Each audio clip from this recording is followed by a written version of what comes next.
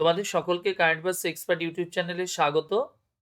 আমি সন্দীপন স্যার। আজকে আমরা নতুন একটা ক্লাস শুরু করব, যার ফার্স্ট কোশ্চেন তোমরা স্ক্রিনে দেখতে পাচ্ছ কি দিয়েছি। বলছে in December 2023 the government of Punjab launch Bhagwant মান সরকার তুহাদি দুয়ার এ স্টেট গভর্নমেন্ট স্কিম। প্রথমত ভগবন্ত মান কে? ওই রাজ্যের যিনি মুখ্যমন্ত্রী, এবং তারই নামে এই প্রজেক্টটা করেছে, অর্থাৎ সরকার তুহাদি দুয়ার বলে এই প্রজেক্টটা চালু করা হয়েছে। তো মনে রাখবে এই প্রজেক্টের উদ্দেশ্যটা কি। মনে রাখবে এই প্রজেক্টের যেটা উদ্দেশ্য, অর্থাৎ পাঞ্জাব রাজ্যে তোমার ওই রাজ্যের যে রাজ্য সরকারের যে সমস্ত প্রকল্পগুলো রয়েছে, যেমন তোমার আধার কার্ড, জন্ম সার্টিফিকেট, তারপরে তোমার ম্যারেজ সার্টিফিকেট, তারপরে তোমার রেসিডেন্সিয়াল সার্টিফিকেট, ইনকাম সার্টিফিকেট, এছাড়া অন্যান্য যে ফেসিলিটিগুলো রয়েছে স্টেট গভর্নমেন্টের, সেই সুবিধাগুলো মানুষের কাছে পৌঁছে দেবার জন্য, অর্থাৎ যেটা আমাদের রাজ্যে রয়েছে দুয়ারে সরকার, ঠিক তেমনি এই দুয়ারে পরিষেবাটা চালু করেছে, বা সেই স্টেটের যে সমস্ত সুবিধাগুলো রয়েছে সেগুলো প্রদান করা হবে। অর্থাৎ মনে রাখবে কতগুলো? 43খানা ওই রাজ্যের যে সুবিধাগুলো রয়েছে সেগুলোই পৌঁছে দেবার জন্য, নাগরিকদের কাছে পৌঁছে দেবার জন্য এই প্রজেক্টটা চালু করা হয়েছে। ওকে। আর একটা জিনিস মনে রাখবে, এই যে প্রজেক্টগুলোর কথা ঘোষণা করা হয়েছে সেখানে কোনোটাই বিনে পয়সায় নয়, অর্থাৎ প্রত্যেকটা পরিষেবার জন্য সরকারকে, অর্থাৎ সার্ভিসের জন্য তোমাকে 120 টাকা করে প্রদান করতে হবে। অর্থাৎ যারা তোমার এই সার্ভিসটা নেবে বা সুবিধাটা নেবে, তাদেরকে তোমার প্রতি সার্ভিসের জন্য 120 টাকা করে প্রদান করতে হবে। পরেরটা দেখো আমাদের কি বলেছে।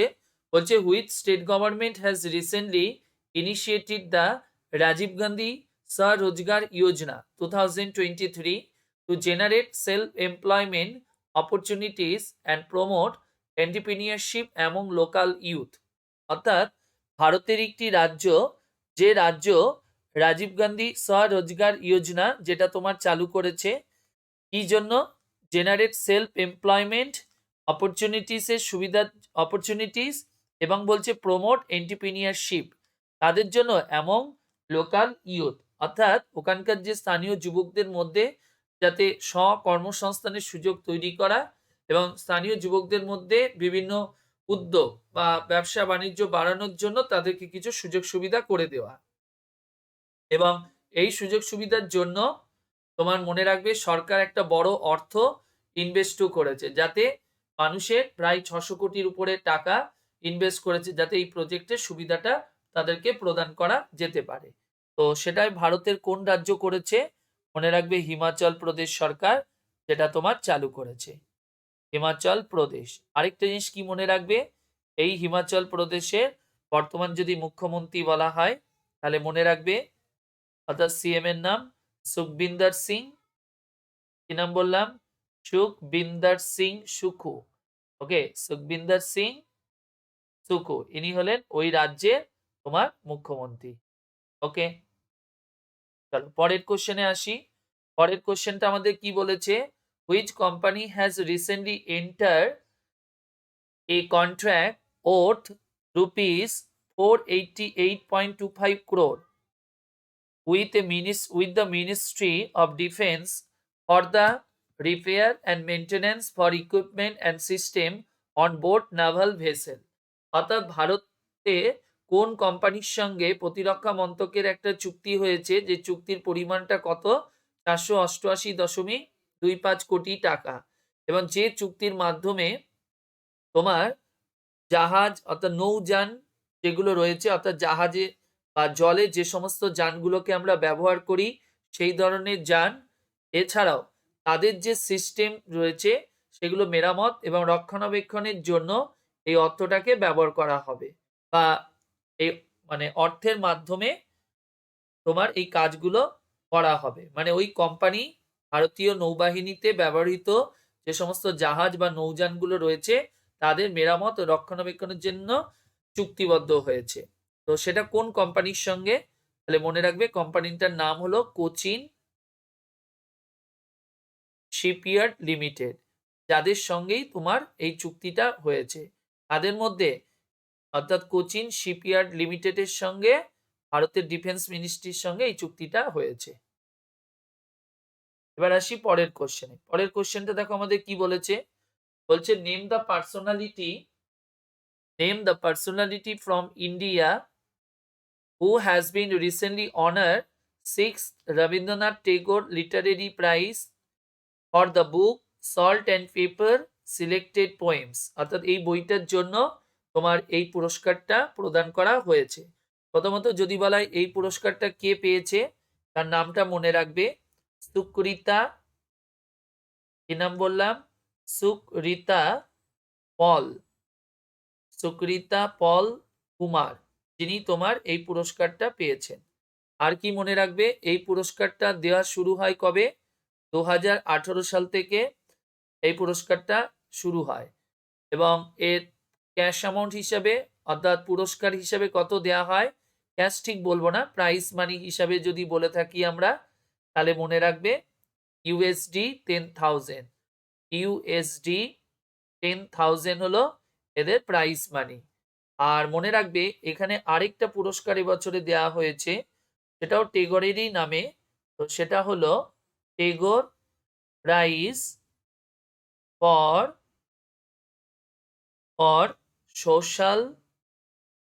Social achievement. এই যে পুরস্কারটা, এই পুরস্কারটা যদি বলি আমাদের কাকে দেয়া হয়েছে, ভারতের একজন অর্থনীতিবিদ, যিনি আমাদের অর্থনীতিতে নোবেলও পেয়েছেন, তো তার নামটা কি মনে রাখবে, অভিজিৎ ব্যানার্জি। তো সেই অভিজিৎ ব্যানার্জিকে এই পুরস্কারটা প্রদান করা হয়েছে। তাহলে আমাদের যদি কোশ্চেন করে, এখানে আমরা দুটো পুরস্কার পড়লাম, একটা হলো রবীন্দ্রনাথ ঠাকুরের নামে যে পুরস্কারটা অর্থাৎ 6th Rabindranath Tagore literary prize, যেটা পেয়েছে সুকৃতা পল কুমার, আরেকটা পড়লাম Tagore prize for social achievement, এটা আমাদের কে পেয়েছে, অভিজিৎ ব্যানার্জি। খুব ভালো করে মাথায় রেখো, যিনি আমাদের ভারতের একজন অর্থনীতিবিদ অভিজিৎ ব্যানার্জি। আর পুরস্কারটা কবে চালু হয়েছে, এর প্রাইস মানি বা কত। পরেরটা কি বলেছে, in December ISRO won the 9th edition of the Leif Erikson awards for its dash mission. তার মানে এই যে লিভ এরিকসন প্রাইজ, এই পুরস্কারটা প্রথমত এবছরে কে পেয়েছে, ইসরো পেয়েছে। আর মনে রাখবে এই পুরস্কারটা শুরু হয়েছে কবে, 2015 সাল থেকে এই প্রাইজটা স্টার্ট করা হয়েছে, ঠিক আছে। তো এই পুরস্কারটাই আমাদের যদি বলি ইসরো কোন মিশনের জন্য পেয়েছে, মিশনটার নাম মনে রাখবে চন্দ্রযান, অর্থাৎ চন্দ্রযান 3। এই চন্দ্রযান 3-র জন্য এই পুরস্কারটা পেয়েছেন, এই মিশনটার জন্য। আর পেয়েছেন হলো ইসরো। কি পুরস্কার, লিভ এরিকসন অ্যাওয়ার্ড। কবে চালু হয়েছে বললাম। পরেরটা দেখো আমাদের কি বলেছে, মনে রাখবে in December 2023 the UN declared the year 2024 as the international year of. যেমন আমরা 2023 সালকে কি বছর হিসেবে জানি, তাহলে মনে রাখবে 2023 সালটাকে আমাদের পালন করা হতো মিলেট বছর বলে পালন করা হয়েছে। এবার আমাদের যদি বলে 24 সালটাকে আমাদের কি বছর হিসাবে ঘোষণা করা হয়েছে, তা মনে রাখবে সেটা হলো ক্যামেলিডস। এটাই হলো 2024 সালটাকে ঘোষণা করা হয়েছে। আর 23 সালটাকে বললাম মিলেট ইয়ার বলে ঘোষণা করেছে কারা, ইউনাইটেড নেশন। এরা কবে তৈরি হয়েছে, 1945 সালের 24শে অক্টোবর এরা তৈরি হয়। আর এই 24শে অক্টোবর দিনটাকে আমরা কি দিন বলি, ইউএন ডে হিসেবে সেলিব্রেট করা হয়। আর ইউএন এর হেডকোয়ার্টার যদি বলা হয় আমেরিকা নিউ ইয়র্ক সিটিতে এদের হেডকোয়ার্টার। আর কি মনে রাখবে, ইউনাইটেড নেশনে এই মুহূর্তে যদি টোটাল মেম্বার বলি 193টা দেশ আছে এবং এদের সেক্রেটারি জেনারেল কে আছে, মনে রাখবে অ্যান্তোনিও গুতেরেস, যিনি পর্তুগালের প্রাক্তন প্রধানমন্ত্রী, যিনি তোমার এই মুহূর্তে ইউনাইটেড নেশনের বর্তমান সেক্রেটারি জেনারেল। আর টোটাল মেম্বার তো বললাম। আর এই ইউনাইটেড নেশনের মনে রাখবে 6খানা প্রিন্সিপাল অর্গান রয়েছে, যাদের মধ্যে অ্যাক্টিভ প্রিন্সিপাল অর্গান কটা, অ্যাক্টিভ প্রিন্সিপাল অর্গ্যান যদি বলা হয় মনে রাখবে 5টা। ঠিক আছে? একটা রয়েছে ট্রান্সলেটিভ কাউন্সিল, যেটা 1994 সালের পর থেকে ইনঅ্যাক্টিভ হয়ে আছে। কি নাম? ট্রান্সলেটিভ কাউন্সিল। সেই জন্য বর্তমানে তারা ইনঅ্যাক্টিভ হয়ে আছে, বাট অর্গ্যানটা আছে। তার মানে আমাদের যদি কোশ্চেন করে অর্গ্যানের সংখ্যা কত, প্রিন্সিপাল অর্গ্যান 6টি, বাট অ্যাক্টিভ বললে 5টি। ওকে, তো এই হলো আজকে আমাদের ক্লাস। আশা করি তোমরা বুঝতে পেরেছো। যদি ভালো লাগে অবশ্যই চ্যানেলটিকে শেয়ার করবে, সাবস্ক্রাইব করবে, লাইক কমেন্ট। সকলে ভালো থেকো, বাই, টাটা।